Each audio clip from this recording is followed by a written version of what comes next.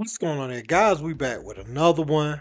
We all saw what Stephen A. Smith said in the halftime of the Sixers-Knicks game, calling the league office on Russell Westbrook and trying to figure out why he wasn't suspended by the league. And Stephen A. is saying that this is protocol. This is what all the reporters that cover the game do before they go on a show and they make a comment. But it was the way he said it, and getting involved in a series. I know he got a lot of backlash from Knicks fans for not calling to see about Joel Embiid. He only talked about his performance with some of the stuff he did, but he didn't, afford Russ that same courtesy as far as getting physical with Luka Doncic. So this is what Stephen A. Smith had to say, because he was feeling the backlash on social media. And he said, "I said it, and I sure meant it, because of his play on Friday. Knowing the league office would normally suspend anyone for this, I called to ask why this was different. They explained, and I get it. For those tripping that I called the league, it's my job. All of us who cover the league call the league office all the time. Podcasters may not, some pundits may not, but those of us who've reported through our careers report and get verification.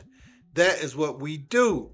So you see the little shot at people on YouTube and people this podcast is going to talk about it. He tried to get out in front of that because this is just clutch points, So this is him pulling rank, saying that reporters reporters do this, people that are real sources, but not people who go on podcasts or YouTube or nothing like that. Although he has a podcast on YouTube, but I digress. Now, Jalen Rose has seemingly responded, and people going to say, "Oh, you reaching, he ain't say that about him." Check the timelines of Jalen Rose's tweets after Stephen A. does something. Go back and look at my video on Zion Williamson when he talked about all the restaurants love him down in New Orleans, and then look at what Jalen Rose tweeted right after that. So Jalen Rose, he has timing when Stephen A. does something, and it could only be applicable to Stephen A. given the time slot. That's why I wanted to hurry up and report this so you guys can put two and two together. But he says, "Since day one, I'm so grateful that I chose to put on for my culture, ride or die versus being a media coon. It doesn't pay as much or always get historic views, but living in and having my hometown on my driver's license is undefeated. Blessed." So, honestly, he could be talking about the stuff that's going on with Amanda Seales and Shannon Sharp, because now people are starting to look at Club Shay Shay as messy. Honestly, people will like something when it's new, and then they'll just turn on it later. That's just the nature of it, whether it was messy or not. I think, after the Cat Williams interview, Shannon Sharp's been viewed it's been a little polarizing his podcast since then. But with those numbers, you're going to be right. People going to feel different ways. But I do think in this instance, he's talking about Stephen A. Smith and the things he said about Russell Westbrook.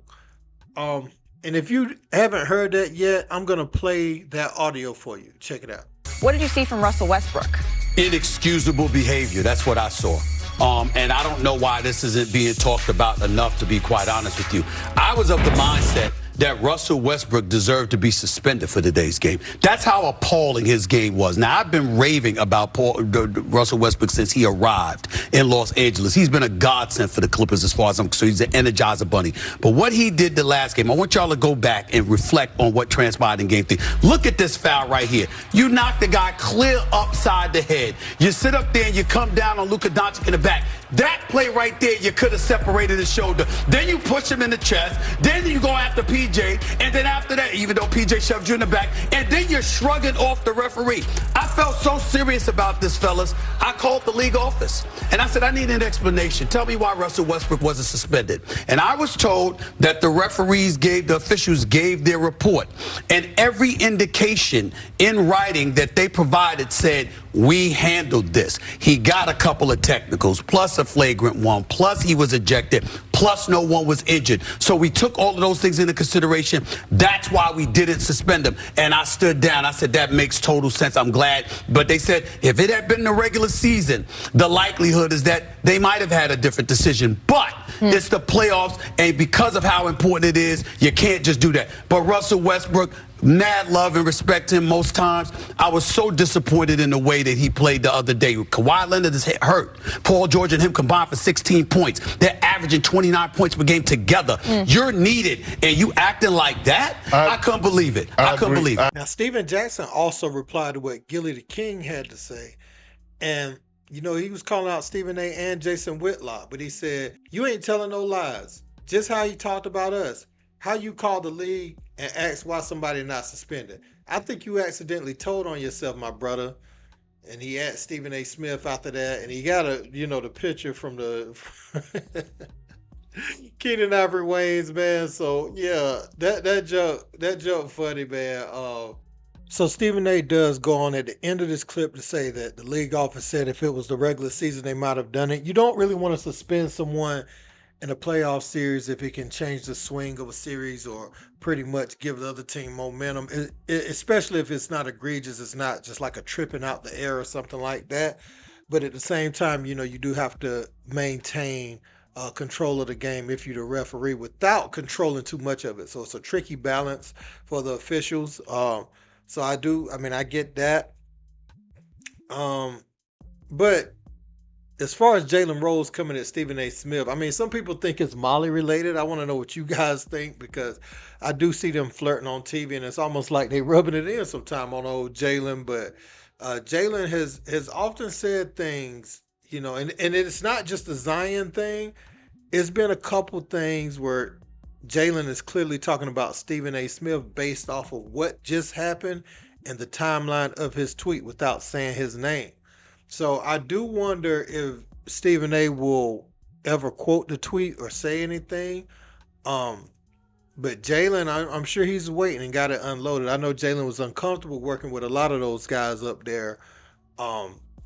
Just as far as like how he views them, you know, are they real people or not? And I ain't talking about real in the sense of street. I'm just saying, like, you know, what their moral values are. It's, you know, and I ain't speaking for nobody. I'm just saying from his perspective, you know, it's almost like Jalen didn't see them as real people as far as like what they'll be willing to do for $1, how they'll shuck and jive on TV. It may not get you the views and the ratings. You know, that's you know, when you start talking that Shannon, Stephen A. Smith, that people gonna think you're talking about them. But we know this is applied to Stephen A. Smith.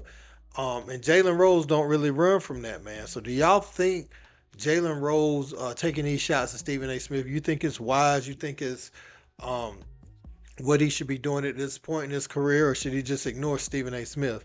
I feel like a lot of these people that were with these networks, they feel the freedom to say things they always wanted to say when they was working there. But, you know, they had that check and they weren't able to speak as freely as they wanted to. But, you know, with these layoffs and everything, it gives them the perfect right, you know, and jurisdiction to say what they want to say. So I just think guys are just letting out some things that they've seen behind closed doors that we may not be privy to.